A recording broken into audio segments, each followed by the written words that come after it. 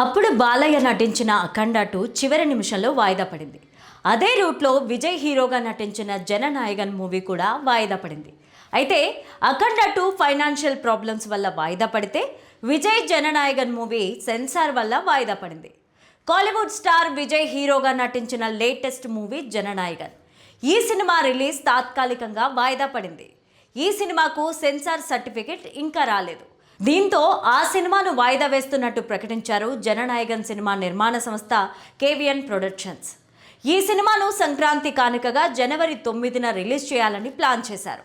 ఈ cinema hero Vijay ఆఖరి cinema అంటూ ఆయనే మలేషియాలో జరిగిన మూవీ కార్యక్రమంలో స్వయంగా ప్రకటించారు. దీంతో ఈ సినిమా కోసం ఫ్యాన్స్ ఇంట్రెస్టింగ్గా వెయిట్ చేస్తున్నారు. ఈ వీడియోని చివరి వరకు చూడండి. Please like, share and subscribe to our channel.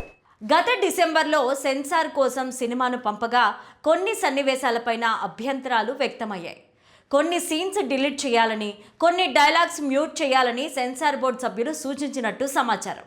Makers తగిన మార్పులు చేసి మళ్ళీ సెన్సార్కు పంపగా బోర్డు నుంచి ఎలాంటి స్పందన రాలేదు. ఈ నేపథ్యంలో కేవిఎన్ ప్రొడక్షన్ మద్రాస్ హైకోర్టులో అత్యవసర పిటిషన్ను దాఖలు చేసింది. దీనిపైన మద్రాస్ హైకోర్టులో వాదనలు ముగిశాయి. కాగా తీర్పును కోర్టు రిజర్వ్ చేసింది. జనవరి 9న ముందుగా సినిమా రిలీజ్ కావాల్సిన రోజునే తీర్పు వెలువరించే అవకాశం ఉంది. అయితే అఖండ 2 సినిమా కూడా ఇదే తరహాలో కాకుండా ఆర్థికపరమైన కారణాల వల్ల రిలీజ్ డేట్ వాయిదా పడింది. ముందుగా డిసెంబర్ 5న విడుదల కావాల్సిన ఈ సినిమా ఆ తర్వాత వారం రోజుల గ్యాప్ తర్వాత డిసెంబర్ 12న విడుదలైంది.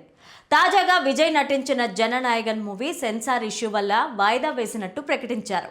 ఇక ఈ సినిమాను తెలుగులో జననాయకుడు పేరుతో విడుదల కాబోతోంది. మరోవైపు ఈ సినిమా బాలకృష్ణ హీరోగా అనిల్ రావుపుడి డైరెక్షన్లో తెరకెక్కిన భగవత్ కేసరి రీమేక్ కావడం విశేషం.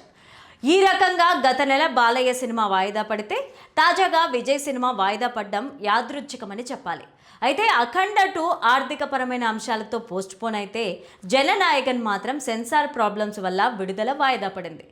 చిత్ర బృందం అభిమానులతో ఒక ప్రత్యేకమైన మెసేజ్ కూడా పంచుకుంది. ఎవరూ తప్పుడు లేదా పుకార్లను సమాచారం షేర్ చేయొద్దని వారు కోరారు. ఈ సమయంలో అభిమానులు, మద్దతుదారులు సహనంతో సానుకూలంగా ఉండాలని బృందం విజ్ఞప్తి చేసింది.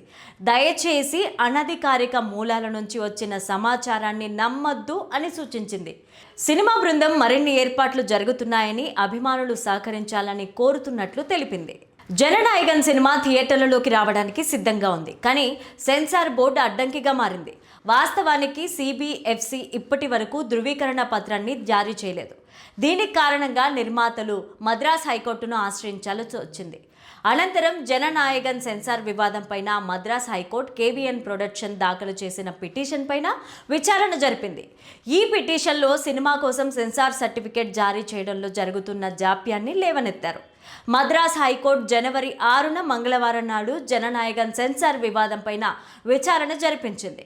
కోర్టులో హాజరైన ప్రొడక్షన్ హౌస్ న్యాయవాది వాదిస్తూ సినిమాకు యూబైఏ సర్టిఫికేట్ సరైనవని, central board of film certificate అంటే సిబిఎఫ్సి లేవనెత్తిన అన్ని అనుమానాలు ఇప్పటికే పరిష్కరించామని తెలిపారు. పిటిషన్ పైన విచారణ సందర్భంగా justice PT Asha central board of film సర్టిఫికేట్ను బుధవారం నాడు సినిమా మతపరమైన విషయాల్లోనూ మనోభావాలను దెబ్బతీస్తుందనే ఆరోపణలతో కూడిన ఫిర్యాదు కాపీని సమర్పించాలని మౌఖికంగా కోరారు.